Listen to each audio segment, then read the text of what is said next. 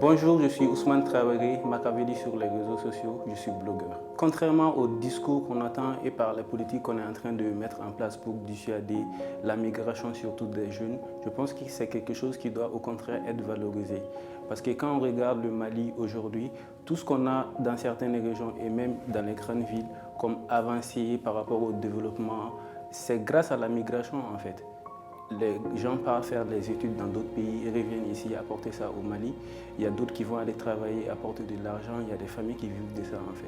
Je pense que c'est une chose que nous devons encourager, que nous devons soutenir. Si on regarde le monde aujourd'hui, les pays, les ressortissants des pays qui bougent beaucoup, qui migrent beaucoup vers d'autres pays sont les plus développés.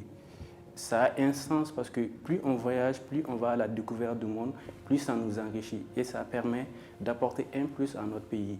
Je pense que nous devons faire beaucoup plus attention au discours qui dit oui, il ne faut pas migrer, c'est comme ci, c'est comme ça. Ceux qui nous disent ça sont ceux et qui migrent de plus dans d'autres pays du monde. Il y a une manière de faire la migration, mais c'est vraiment difficile quand on impose des politiques qui sont vraiment restrictives aux populations, surtout aux populations africaines. Parce qu'on se rend compte, par exemple, pour nous, c'est difficile d'aller dans notre pays, on nous refuse les visas, mais d'autres personnes viennent dans nos pays. Mais si on levait ces barrières-là, de un, ça va décourager la migration parce que les gens ils vont aller voir ce qui se passe et sûrement ils vont vouloir retourner. Mais quand on met les barrières, ça attise la curiosité. On se dit, oui, pourquoi il ne veut pas qu'on aille? C'est peut-être parce que c'est intéressant là-bas. Donc ça va enlever cette curiosité-là et permettre aux gens de se déplacer librement. Si la migration se fait de manière illégale aujourd'hui, c'est parce qu'il y a des politiques qui sont là, qui endurcissent l'obtention des visas. Et c'est ça qu'on doit lutter contre. Pas de dire aux gens, ne cherchez pas à aller dans tel pays, mais on doit les permettre de se déplacer plus librement. Les migrés, ils apportent de la recherche dans d'autres pays, même s'ils l'envoient en retour. Et ça, on n'en parle pas en fait. Quand on parle de miracle grec, c'est parce qu'à un moment, les Grecs ils avaient l'opportunité de venir en Égypte, d'apprendre et d'apporter ça en Europe. Là, on a parlé des miracles grecs, mais personne ne s'est dit, mais c'est où la source, comment ça s'est passé. Mais aujourd'hui, si d'autres pays aussi peuvent faire ça, ça peut être bien. L'humanité, je pense, on gagne toujours à aller les uns vers les autres, à échanger. Ça ne veut rien dire que si les étrangers viennent dans notre pays, ils vont voler notre emploi. Non, ils vont créer de la recherche et ça sera partagé. Personne ne peut s'accaparer des richesses de tout un pays. Ce n'est pas possible. Par contre, le fait qu'il y a les rencontres, le fait qu'il y a les mélanges, et ça crée de la richesse, ça crée le développement, ça évite les guerres, ça évite les conflits parce que ça nous permet d'aller les uns vers les autres. Je pense que la migration, c'est la solution aux problèmes que nous avons aujourd'hui. On parle d'Internet, de connexion, de développement, etc. Aucun de tout cela n'a de sens si on n'est pas capable d'échanger et d'aller les uns vers les autres. Malheureusement, il y a certains leaders de la société civile qui tirent profit, enfin, qui collaborent avec ces organisations, qui vont toujours dans la même pensée qui dit que la migration, c'est risqué, c'est lié. Mais ce n'est pas vraiment ce qui est pensé, ce n'est pas vraiment les ressentis de la société civile en vrai du Mali, en fait. Les jeunes, il y a certains jeunes Maliens qui veulent rester ici, qui veulent travailler, d'autres qui veulent voyager, aller s'enrichir, apprendre, faire d'autres choses et revenir au pays. C'est assez divergent.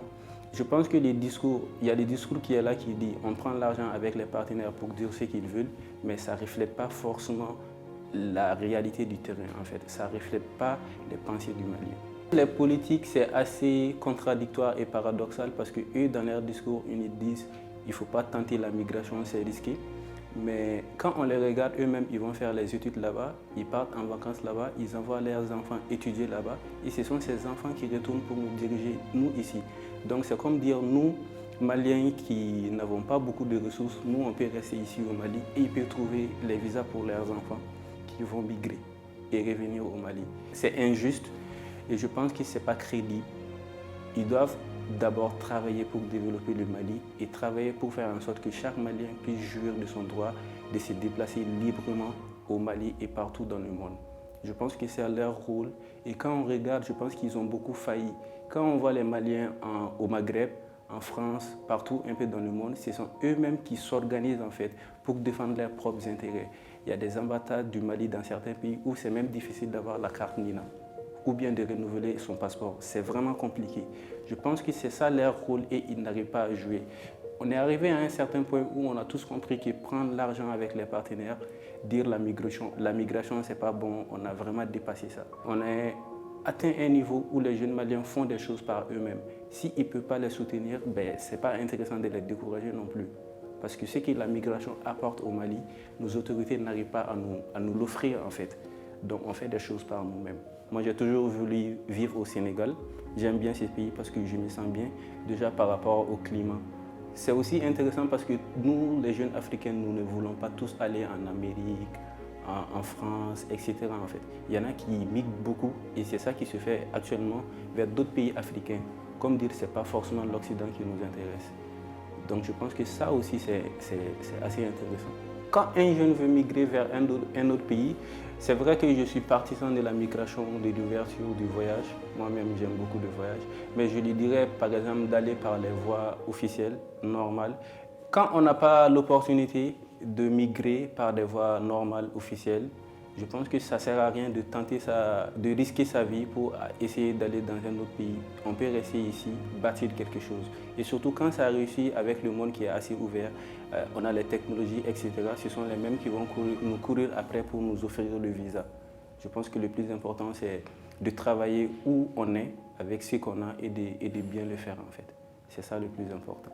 La société civile peut jouer ce rôle d'accompagner les candidats à la migration pour bien connaître et bien faire les procédures légales de migration et aussi de soutenir ceux qui décident de rester en fait. Je pense que dans les deux cas, la société civile peut faire ça. Aussi de se liguer contre les discours qui parlent que des côtés négatifs, que des discours qui sont dissuasifs par rapport à la migration. Que nous puissions avoir des discours qui sont vraiment réels, qui ne sont pas partisans, qui encouragent la migration.